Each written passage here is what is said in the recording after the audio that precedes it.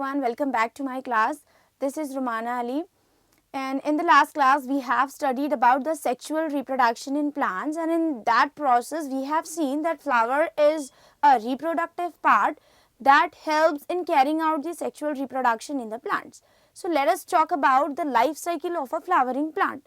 As we all know that the flower is a reproductive part and it takes part in the process of reproduction. So this flower shows the presence of both male reproductive organs like stamens, pollen grains, and female reproductive organ like stigma, style and ovary. When the pollen grains from the flower transfer to the stigma, then that transfer of the pollen grains to the stigma either through air or through water or by the insects, that transfer of pollen grains to the stigma is called as pollination. Then after the pollination, the pollen grains forms a pollen tube that reaches to the embryo sac, and this process is called as fertilization. And after the fertilization, the zygote is formed which develops into an embryo, and the ovary of the flower becomes fruit and the ovule grows into seeds. Now we have already discussed that the production of seeds is the main aspect in the sexual reproduction of plants. So here, after the formation of seeds, these seeds when sown into the soil and provided by suitable conditions like proper moisture, temperature, watering and sunlight is provided. So in this particular or in this proper conditions, the seed can undergo germination. That means the seed germinates, and after the germination of seeds we can see a new plant is grown, and that new plant again bears flowers, and that flowers are acting as a reproductive part to carry out the reproduction in the plant body. So this is the life cycle of flowering plant, where the flower is the reproductive organ that undergoes the processes like pollination, fertilization, and after the formation of embryo, the ovary becomes fruit, the ovule becomes seeds, and these seeds can be germinated under proper conditions, and these seeds are able to grow into a new plant. So this is about the life cycle of flowering plant. We know that human body is made up of many cells, and the cells are basic structural and functional unit of all the living organisms. So that cells needs to be divided in order to show the proper growth and development of the human body. So the cell division is the main process that needs to be carried out in the body of the living organisms in order to survive or in order to show the growth and the development. If the cell division does not occur, then there would be no existence of life on the earth. So the cell division plays a very important role in the growth and the development of the living organisms. So here in the topic cell division and continuation of life, we are going to discuss about the different processes that shows the division of the cells, that helps in carrying out the cell division.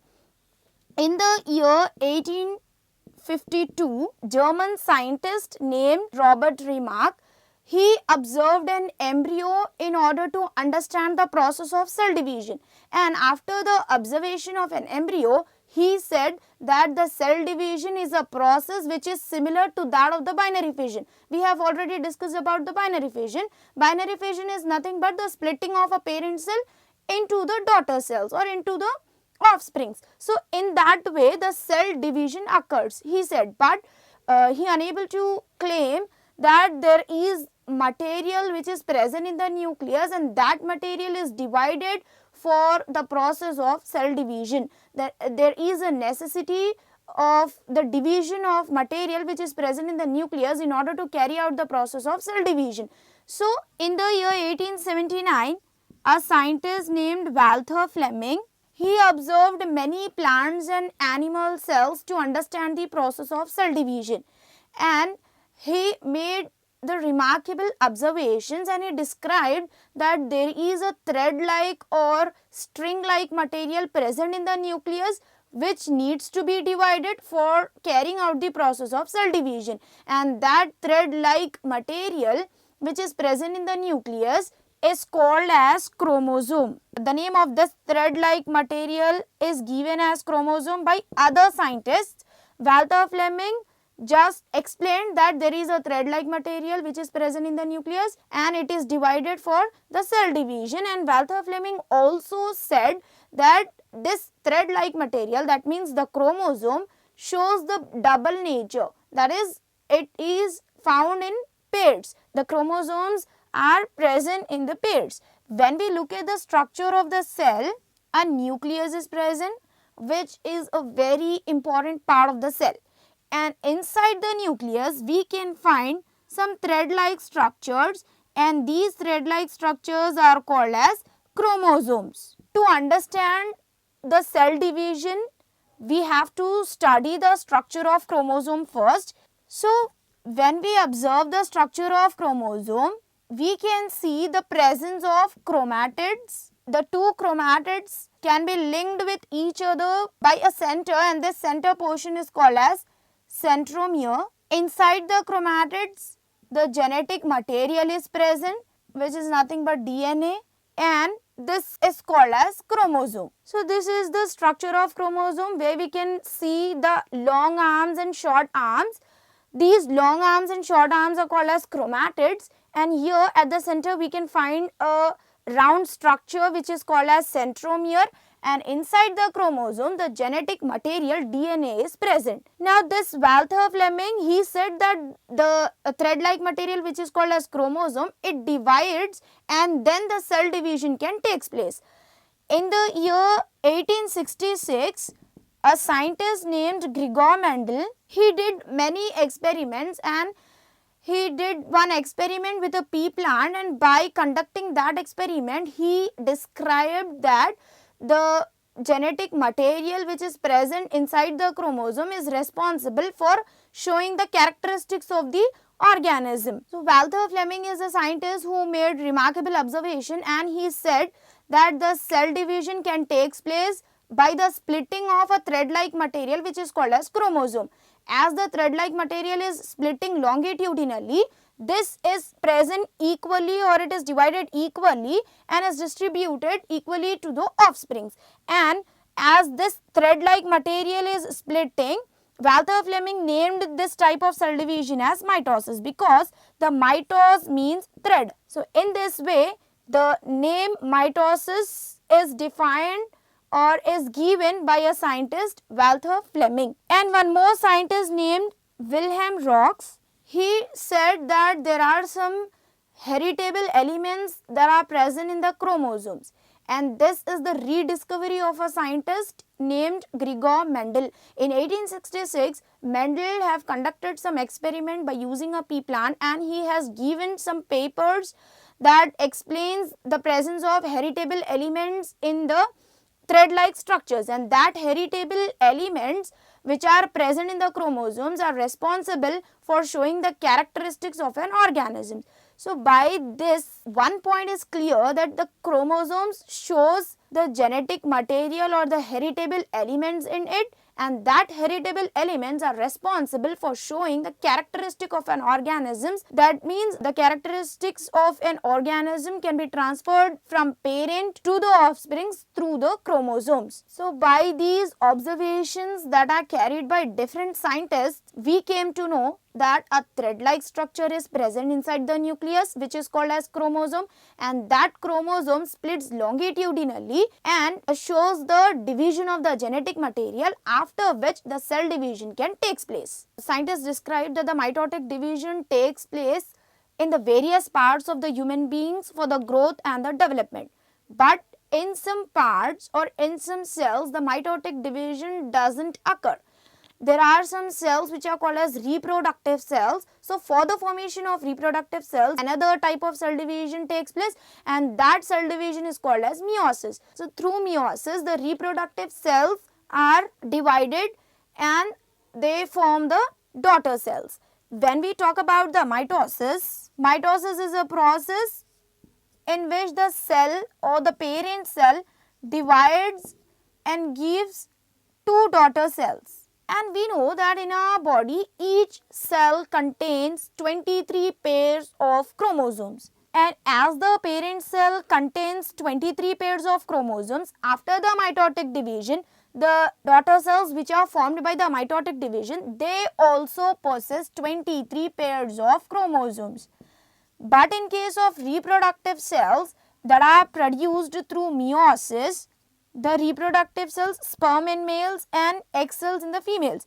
So the sperm cells shows the presence of only 23 chromosomes and egg cell shows 23 chromosomes. And after the fusion of sperm cells with the egg cells, it results in the formation of a zygote, and this zygote shows the presence of 23 pairs of chromosomes. So here the cells which possess the 23 pairs of chromosomes, in total we can say it as 46 chromosomes.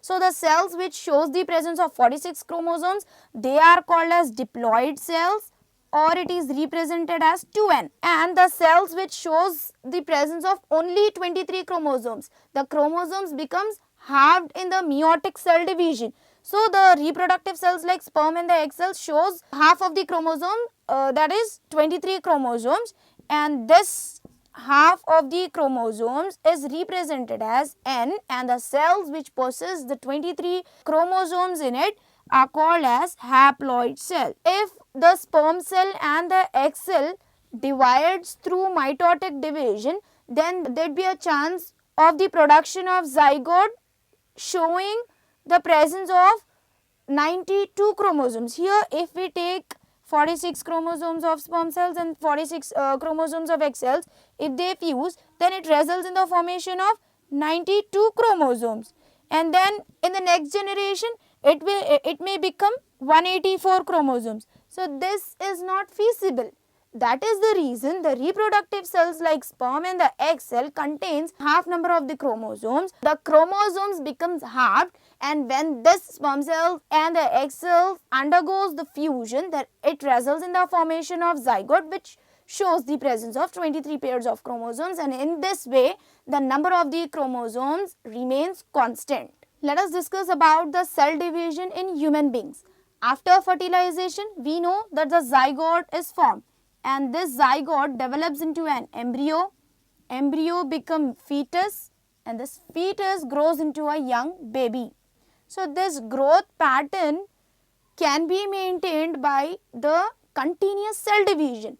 The cell divides continuously, the new cells are formed from the pre-existing cells, and that shows this growth pattern, and the division takes place through a process called mitosis. Mitosis is a cell division that takes place in the various parts of our body, and that helps in the growth and the development of our body parts. And after the birth of a child, the young baby grows into a kid, then he will become adolescent, then he grows into an adult one in the period of 20 years. So this growth pattern can be maintained by the continuous cell division, and here we can see that as the baby grows into a kid, then into the adolescence, and then into an adult one, the mass of the body also increases, the height is increasing, and also the weight of our body increases. So the increase in the height, weight and the mass of our body is possible only when there will be the continuous cell division is taking place. So the cell division is the main prospect for the growth and the development of the human body. In certain organs like heart and brain, there will be no cell division because there are some limitations. The babies are with enough nerve cells. The nerve cells which are present in the body of a human, that are enough, and they don't need to be divided. The nerve cells are not divided, only the size is increases. And when we see the heart shows the division of the cells up to few years after the birth, then it ceases. So there are some limitations in the cell division of certain organs like heart and brain. But when we see the other cells in our body, the cells which are present in the bone marrow, they are very much active. they are continuously dividing, and this bone marrow helps in the production of red blood cells. And in case of carcinogenic tumor, we can see the uncontrolled cell division. Due to this uncontrolled cell division, a mass of flesh is grown over the different parts of our body that will be very harmful to us. And this uncontrolled cell division leads to many diseases like cancer. So, to control the cell division, we need to understand the schema or the process of cell division. So, to control this uncontrolled cell division in certain parts of our body, we need to understand the process of cell division. When the cell becomes ready to divide and to give the two daughter cells, it undergoes into the M phase, which is called as mitotic phase. And this mitosis is a process of cell division which shows 4 stages in it, that are prophase, metaphase, anaphase and telophase.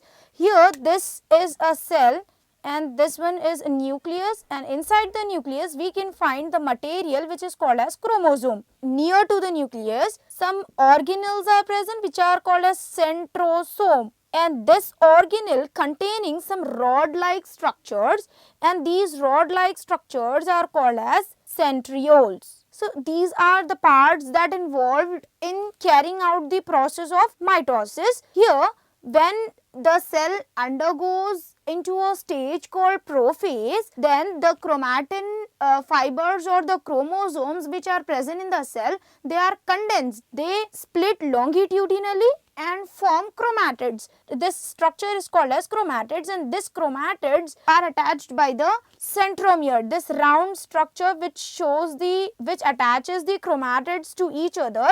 This part is called as centromere. So, in the prophase, what happens? The chromosomes condensed and it splits longitudinally, results in the formation of chromatids, and after the formation of chromatids, the nuclear membrane disappears. The nuclear membrane which is present around the nucleus, it disappears, and the chromosomes which are present inside the nucleus, they can be present freely in the cytoplasm of the cell. This is about the stage prophase. After the chromosome splits longitudinally and form chromatids, then it enters into the next phase which is called as metaphase. And during the metaphase, the centrioles which are present around the centrosome, that rod-like structures, they divide and they show or they grow into a spindle fiber-like structure which is called as microtubule or spindle fiber. And this spindle fiber attaches to the centromere of the chromosomes, and the chromosomes in the metaphase, they come at the axis or at the equator. So, during the metaphase, the chromosomes comes at the equator and the centromere of the chromosome is attached by this spindle fibers. So, this is about the metaphase where the chromosomes lies in one line at the equator. And after this phase, it enters into the third phase which is called as anaphase. And during this phase, the spindle fibers which are attached to the centromere, they contract the centromere, and after the contraction of the centromere, it divides into 2 centromeres. The division of the centromere takes place by which the chromatids are pulled towards the opposite poles. Here, this chromatids moves to the one pole, and the chromatids with the centromeres moves to the another pole. In this way, the chromatids are present with their own centromere, and here we can see that the chromatids moves to the opposite poles. After this phase, it enters into the last phase which is called as telophase, and here the nuclear membrane which disappears in the prophase, it again appears in the telophase. The nuclear membrane appears and the nucleus is formed. The nucleus is formed, the division of the nucleus takes place, and the chromatids moves into their own nucleus. So, the division of the nucleus takes place in the stage telophase, and after the division of the nucleus, the chromatids are moved into the nucleus, and then we can see a constriction or a furrow. This constriction of the cell makes the cell to divide into 2 daughter cells. Then after the telophase, the cell divides into 2 new daughter cells with their own nucleus, and inside the nucleus we can find the presence of chromosomes. So in this way, the mitosis is a process which shows the 4 phases, and here after completion of the 4 phases, the parent cell is divided into 2 daughter cells that shows the presence of same number of chromosomes as that of the parent cells. The parent cell contains 23 pairs of chromosomes, and that 23 pairs of chromosomes also found in these 2 new daughter cells. So this is about the process called mitosis. तो cell division होता है 2 तरह से, mitosis और meiosis. Mitosis एक ऐसा process है जिसमें एक सेल 2 न्यू डॉटर सेल्स में डिवाइड होते हैं, और ये माइटोसिस प्रोसेस हमारे बॉडी के कई तरह के सेल्स को डिवाइड करने के लिए यूज किया जाता है. माइटोसिस हमारे कई बॉडी पार्ट्स में परफॉर्म होता है ताकि सेल डिवाइड हो. ठीक है, तो माइटोसिस एक ऐसा प्रोसेस है जिससे सेल डिवाइड होता है, और ये वाला प्रोसेस हमारे कई बॉडी पार्ट्स में होता है, जैसे कि बोन्स में, और मसल सेल्स को डिवाइड करने के लिए, स्किन सेल्स को डिवाइड करने के लिए माइटोसिस प्रोसेस कैरी आउट होता है हमारे बॉडी पार्ट्स में. ठीक है, और ये माइटोसिस 4 फेसेस बताता है, जो कि है प्रोफेज, मेटाफेज, एनाफेज और टीलोफेज. माइटोसिस फेज से पहले एक और फेज होता है जिसको हम बोलते हैं इंटरफेज. इंटरफेज यानी 2 सेल डिवीजन के बीच का जो गैप होता है उस चीज को हम बोलेंगे इंटरफेज. और ये इंटरफेज के दौरान सेल रेडी हो जाता है डिवाइड होने के लिए. तो जब सेल रेडी हो जाएगा, जब डीएनए रेप्लिकेट हो जाएगा सेल का, तब सेल क्या होगा, रेडी हो जाएगा डिवाइड होने के लिए. और जब प्रोफेज स्टार्ट होगा, प्रोफेज एक ऐसा स्टेज है जहां पर ये जो क्रोमोसोम्स है वो कंडेंस होंगे, यानी क्रोमैटिड्स बनाएंगे, और ये क्रोमैटिड सेंट्रोमियर की हेल्प से अटैच्ड रहेंगे एक दूसरे से. ठीक है, और ये न्यूक्लियस जो कि सराउंडेड है न्यूक्लियर मेम्ब्रेन से, तो प्रोफेज एक ऐसा फेज है जिसमें न्यूक्लियर मेम्ब्रेन डिसअपियर हो जाता है, और ये सेंट्रोसोम, न्यूक्लियस के करीब में एक ऑर्गेनेल प्रेजेंट होता है जिसको हम बोलेंगे सेंट्रोसोम, और ये सेंट्रोसोम थोड़े रॉड लाइक स्ट्रक्चर्स बताता है जिसका नाम है सेंट्रियोल्स. ये सेंट्रियोल्स जो कि रॉड लाइक स्ट्रक्चर्स है वो डिवाइड होते हैं और स्पिंडल फाइबर बनाते हैं, और जब सेल मेटाफेज में पहुंचता है तब ये स्पिंडल फाइबर्स अटैच होते हैं सेंट्रोमियर को, क्रोमोसोम के सेंट्रोमियर को. क्रोमोसोम्स इक्वेटर के साइड पे आ जाते हैं, और ये क्रोमोसोम का जो सेंट्रोमियर है उसको ये स्पिंडल फाइबर्स अटैच होते हैं. तो ये हो गया हमारा मेटाफेज. इसके बाद में जो स्पिंडल फाइबर्स सेंट्रोमियर को अटैच है, ये राउंड लाइक स्ट्रक्चर, इसको हम बोलेंगे सेंट्रोमियर. तो ये जो स्पिंडल फाइबर सेंट्रोमियर को अटैच्ड है, ये कॉन्ट्रैक्ट करेंगे सेंट्रोमियर को, जिसकी वजह से सेंट्रोमियर डिवाइड हो जाएगा. और फिर सेंट्रोमियर डिवाइड होने के बाद में जो क्रोमैटिड्स यहाँ पर प्रेजेंट थे वो एक पोल पर चले जाएंगे, और ये नीचे वाले क्रोमैटिड्स और एक पोल पर चले जाएंगे, यानी डिवीजन हो जाएगा सेंट्रोमियर का, और क्रोमैटिड्स उसके साथ में पोल्स के करीब में चले जाएंगे. इसके बाद फिर न्यूक्लियस डिवीजन होगा, यानी जो न्यूक्लियर मेम्ब्रेन डिसअपियर हो गया था प्रोफेज के फेज में, वो लास्ट टीलोफेज में अगेन न्यूक्लियर मेम्ब्रेन ग्रो हो जाएगा और 2 न्यूक्लियस बन जाएंगे जिसके अंदर क्रोमोसोम्स भी प्रेजेंट रहेंगे. फिर न्यूक्लियस डिवाइड होने के बाद में यहाँ पर हमें सेल में एक कंस्ट्रिक्शन नजर आएगा, और ये कंस्ट्रिक्शन और फरो की मदद से सेल क्या होगा, 2 डॉटर सेल्स में डिवाइड हो जाएगा. इन शॉर्ट, माइटोसिस एक ऐसा सेल डिवीजन प्रोसेस है जो हमारे कई तरह के बॉडी पार्ट्स में होता है सेल को डिवाइड करने के लिए, और एक सेल 2 डॉटर सेल्स में डिवाइड हो जाता है जो सेम नंबर ऑफ क्रोमोसोम्स बताता है. इसको हम बोलेंगे माइटोसिस.